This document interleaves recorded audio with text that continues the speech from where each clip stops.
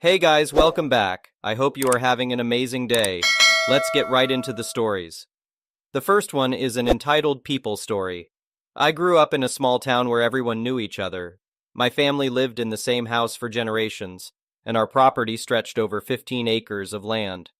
As kids, my siblings and I spent countless hours exploring every inch of those woods and fields. Even after I moved away for college and work, I treasured any opportunity to return home and relive those memories. When my dad passed away unexpectedly last year, I made the difficult decision to move back permanently. As heartbreaking as it was to return home without him there, I knew I needed to care for my mom and the property. The first few months back were peaceful, almost like old times. I reconnected with childhood friends, helped my mom around the house, and spent weekends maintaining the land. That tranquility was shattered one sunny afternoon as I cleared brush on the edge of our land. I heard the crunch of tires on gravel and turned to see an unfamiliar SUV barreling up the dirt road bordering our property. An annoyed-looking woman emerged, hands on her hips.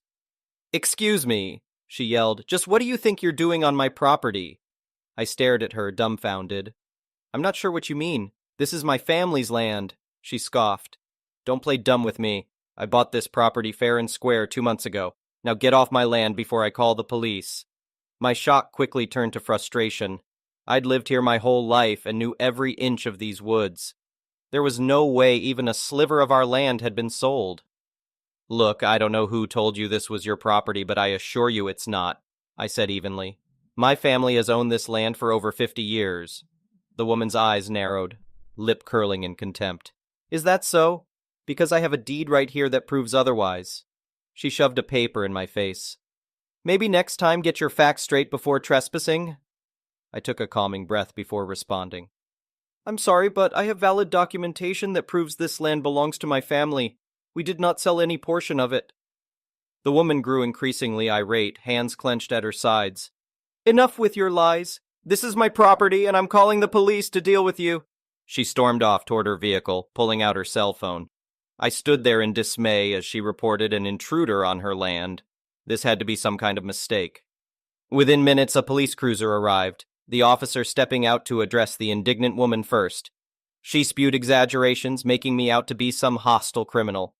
The officer approached me, his expression stern.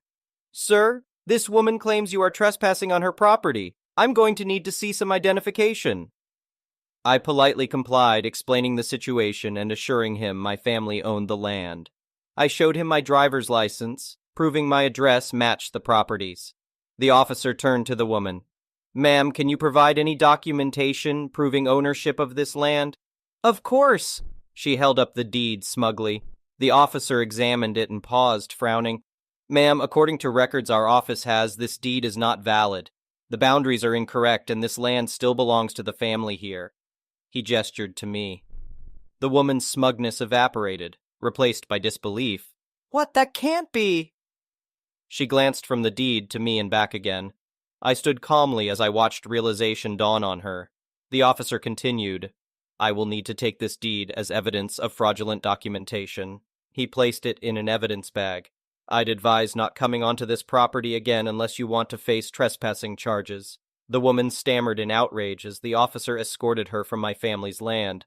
Before driving off, she leveled a glare at me. "This isn't over," she spat angrily.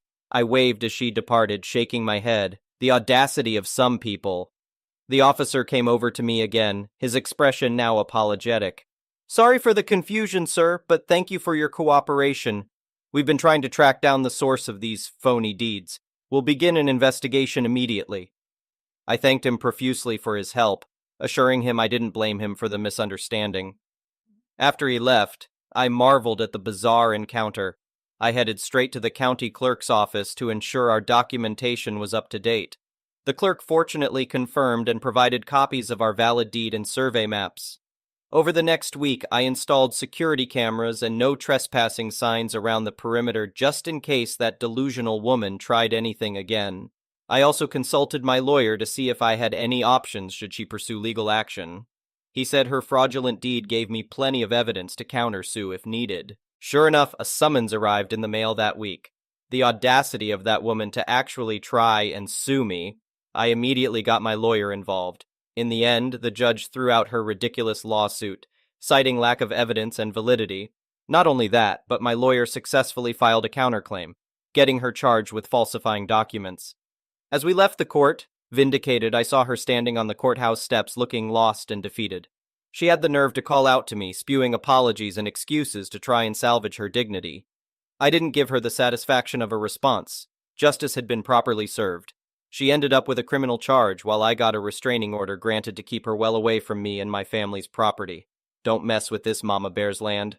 The entitlement of some people is just astounding. But in the end, the truth and law prevailed. The next one is a pro-revenge story. I was an in-house lawyer in a multinational company that sold software. I specifically joined this relatively lesser-known company to learn more about compliance. The company was listed on the stock exchange, meaning more compliance work. I highlighted this specifically as one of the reasons for my seeking out a change. I discovered it was filled with senior citizens, not an age thing, when I joined. Basically, a company full of old-timers who are there purely because they're close to the company's owners. As part of the onboarding experience, I had to sit through sermons of how they change the industry and how they know XX. This meant I had 3 different bosses, one senior guy who was the fixer. I'll call him Senior Guy 1 for convenience.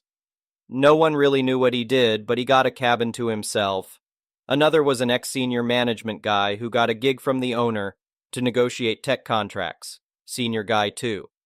I highlight this because this ex-senior management guy asked me, "What's a Yule?" Another was my reporting manager, with whom I was expected to work on a day-to-day basis, Senior Guy 3. 1 month after joining, I was told that the company was going private through a sale to another entity. I was shocked, but I had loans to pay, so I continued. For some reason, I was senior enough for them to handle this independently. This meant I worked through nights to complete tasks that a law firm would ordinarily do. I also worked on the definitive agreement that was in use for the company to be sold. This will become important later. By the 3rd month, I had decided the role wasn't what was advertised and that I was essentially cheap labor for M&A. Buyers were from another city and planned to have their office there. I was not keen on moving. I read between the lines and started lining up interviews. Things went south quickly. Old-timers were unhappy that I was looking for a job because that would mean they're answerable to owners or worse, have to do the work themselves. Cue the harassment, which really solidified my resolve to leave. All my complaints about Senior Guy 1 and AMP 2 to Senior Guy 3 were met with typical management talk. He sympathized and bad-mouthed them for burdening the company that he tolerates, only because they are closer to the owner.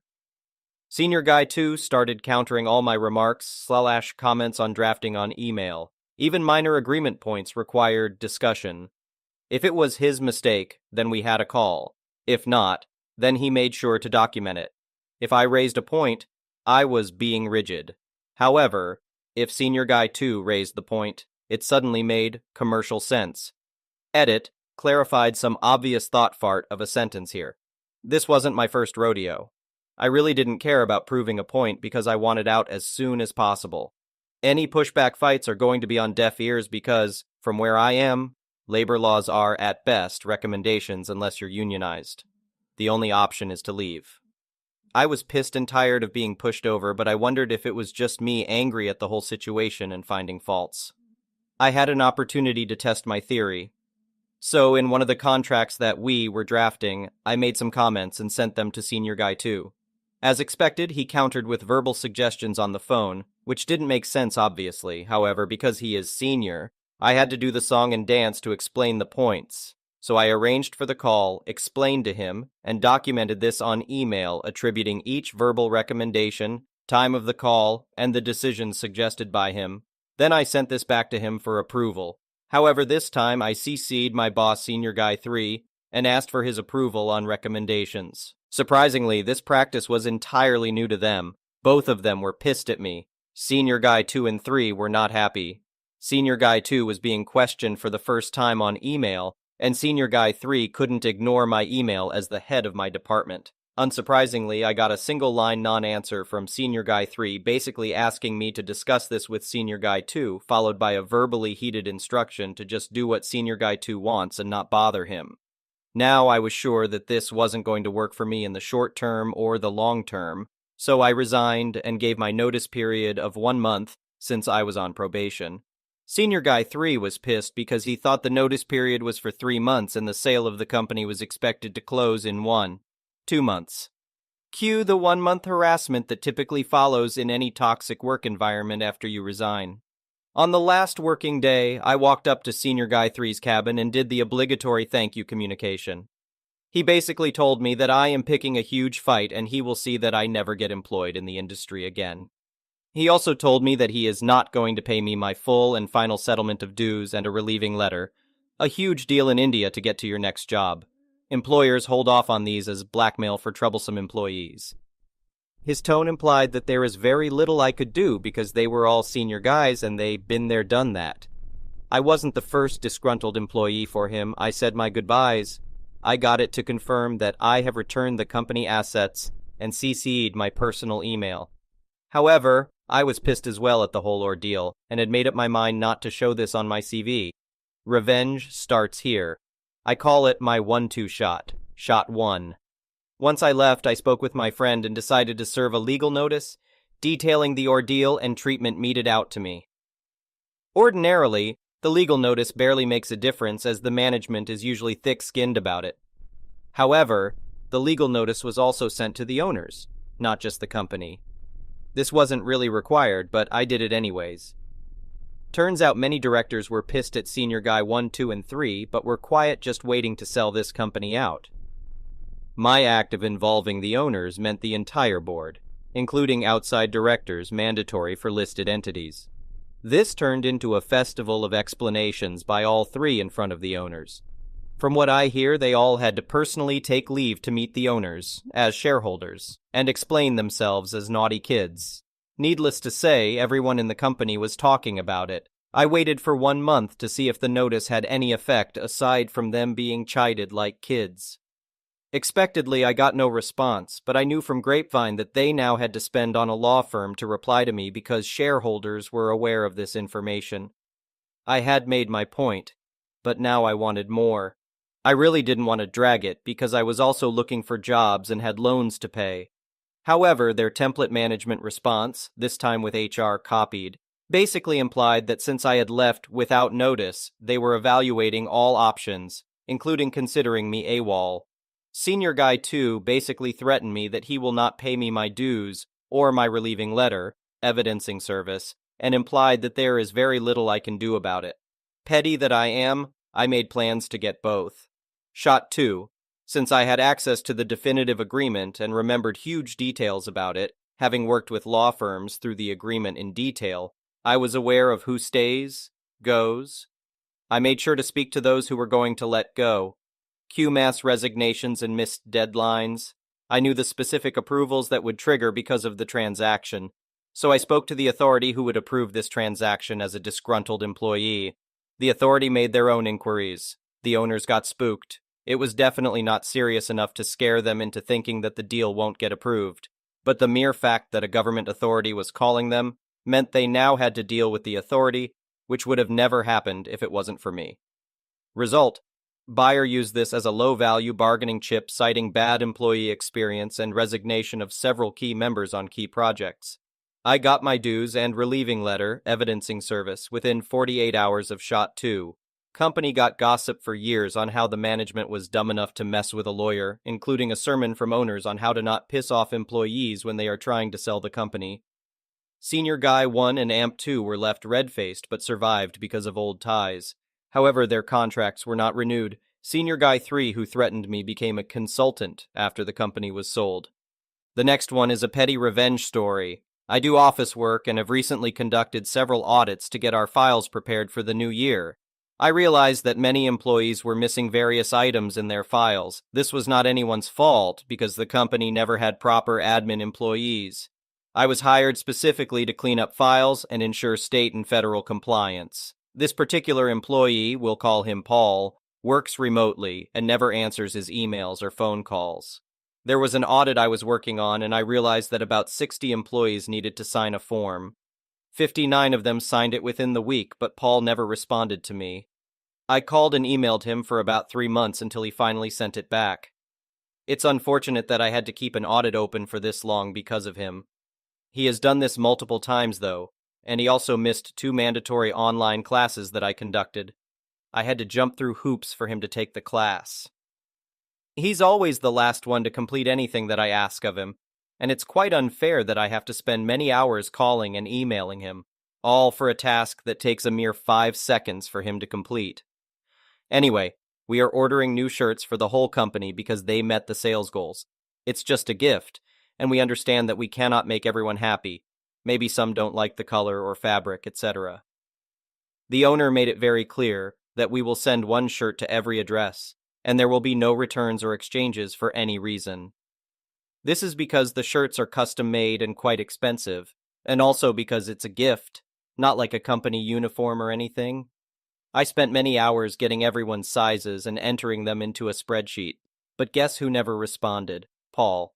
Although I've never met Paul in person, I've seen a photo, and I would guess he's about 6'3" and around 300 pounds. So guess who ordered him a size extra small? The next one is a malicious compliance story. So, around the beginning of the pandemic, I landed a job at a well-known US fast food chain. The GM, general manager, was a tall, stocky, bald guy. He really liked my interview, so from the beginning, he told me that he hired me with the intention of making me a manager someday soon. So I busted my butt every day proving my worth, often doing the work of a full staff, around 8 people, all by myself. I worked this hard because my previous job had just laid me off due to the effects of the pandemic on the hospitality industry, canceled vacations and so on, and so I was just happy to have a job.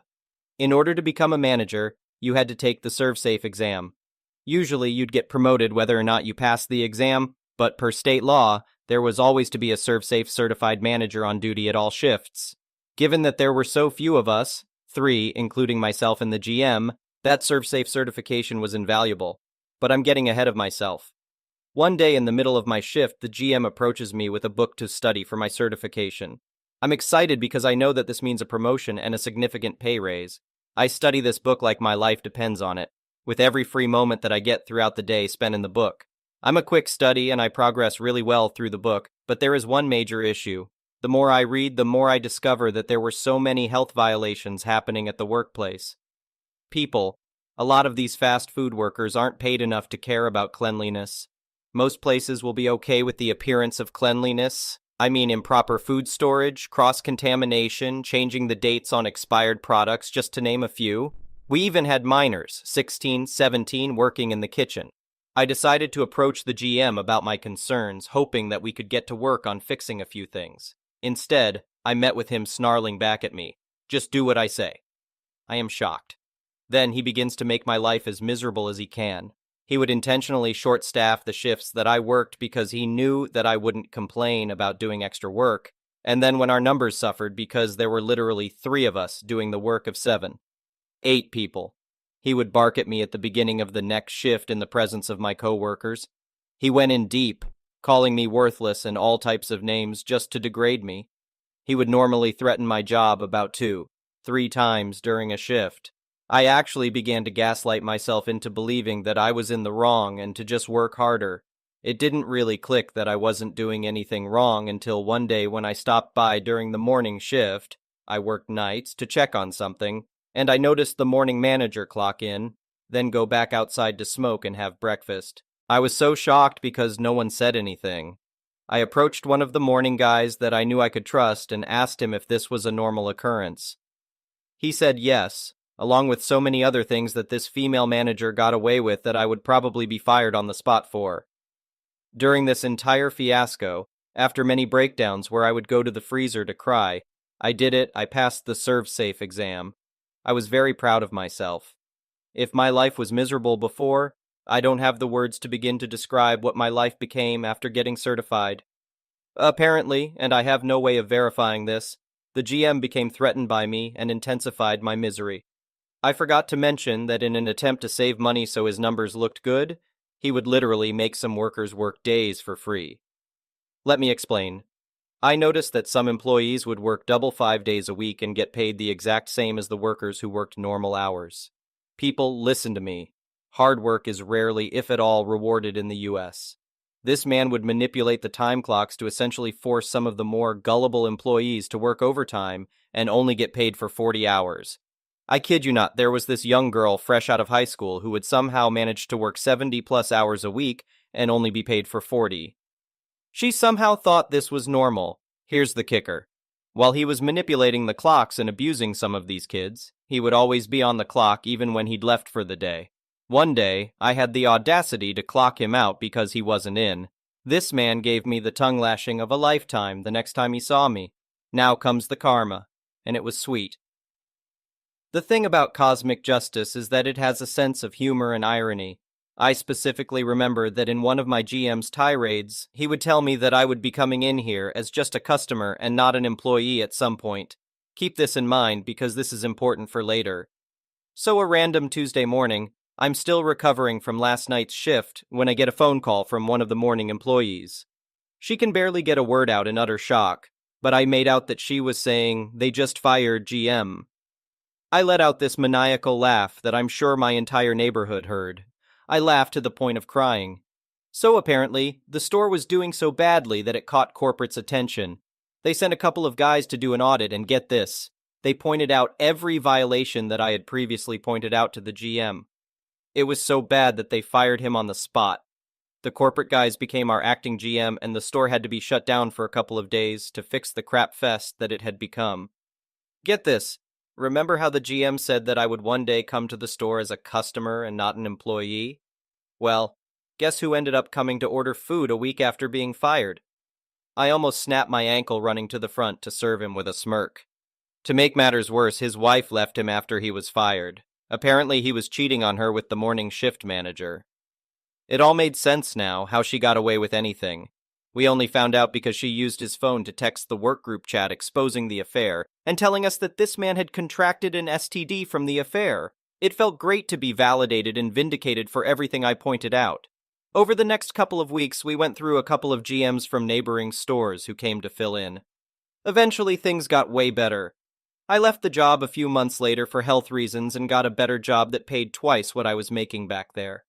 Thank you for watching. I would really appreciate it if you could like the video and subscribe to our channel if you haven't already.